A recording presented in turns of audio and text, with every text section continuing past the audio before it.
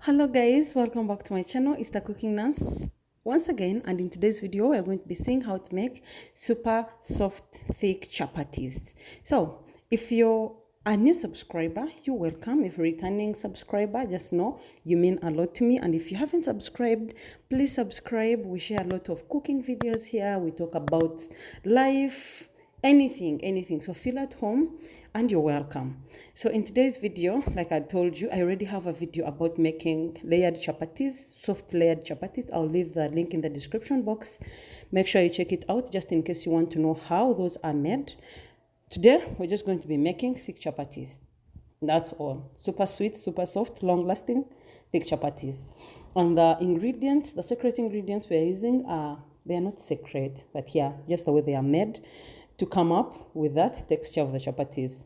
Carrot and an onion. The rest of them are basic really. So we're just going to grate these ones to get the perfect texture that we want, that is going to bring all that moisture into our chapatis. Grate the onion just the way you want, but make sure at this stage you have glasses. I'm not sure if the glasses will not allow the onions to make it iced here, but yeah.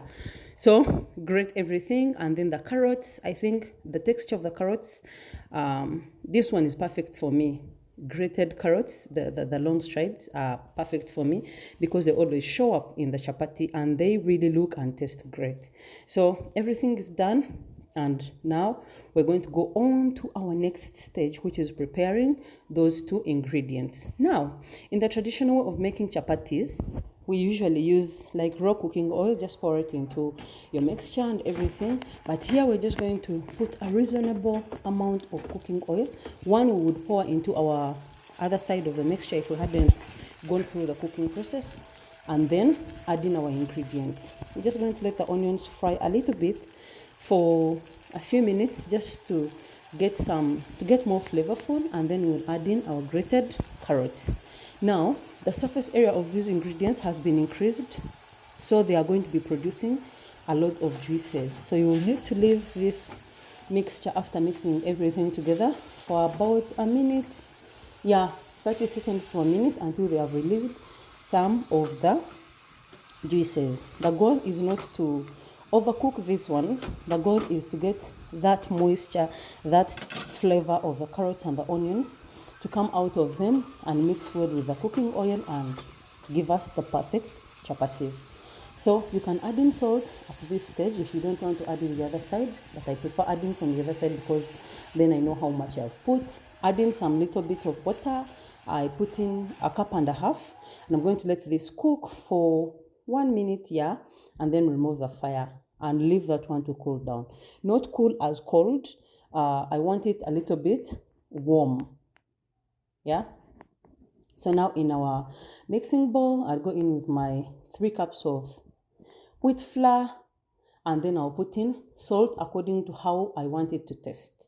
If you want them too salty, if you don't want salt in them, then it's up to you. Then I'll add in a pinch of sugar also, not too much, maybe half a teaspoon of sugar, and then I'll give that a mix. I have an egg on the side. I clearly cannot tell you I'm using an egg.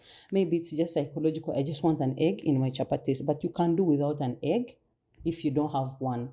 I've done that recipe before. I've tested it, and I know it works just perfectly as the one with an egg. But then if you're using an egg, at this stage, mix it properly and make sure you have that rough texture in the flour.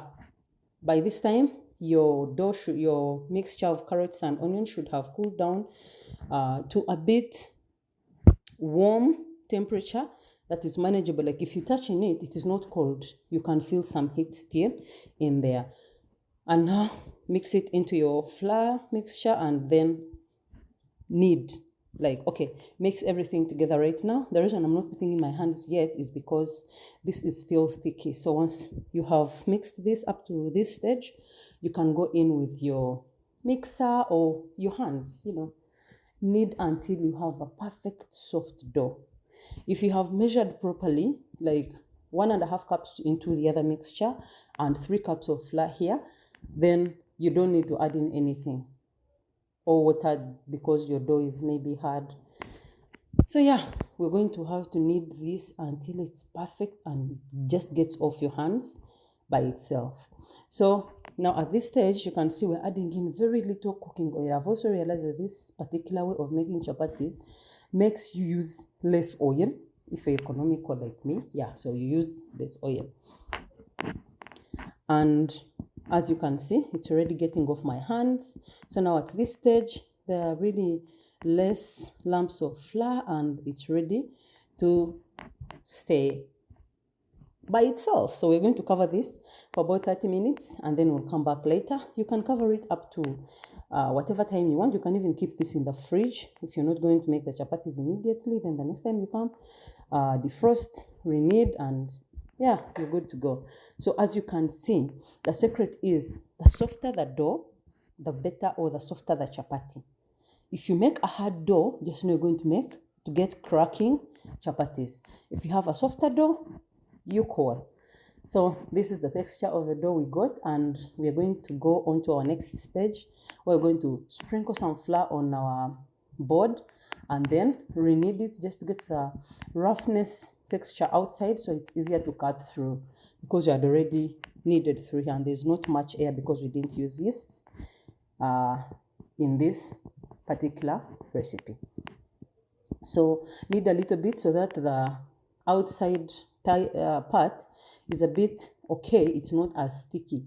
And because we're making thick chapatis, I'm going to cut bigger balls. You get, yeah, bigger balls of the dough. You can make layered chapatis using the same recipe or anything that you want. Just make chapati. Yeah. You're already at the finest stage, this is the final stage. Right now, what matters is it going to come out soft, delicious, and thick? Yeah. So we're going to rub our dough balls in some flour so that they are not sticky. Remember, this is wheat. There's no guarantee that it will not stick because you knead it perfectly. So you just have to add in some, rub it with flour, and then we're good to go. Roll it. Now on our pan, I'd already made some chapati off. I'm going to add on some vegetable cooking oil, and then I'll bring my chapati and put it there. Always remember when you're making these thick chapatis to use very low heat, because then if you use high heat, they're going to burn on the sides before the heat goes through up. Why, you get me?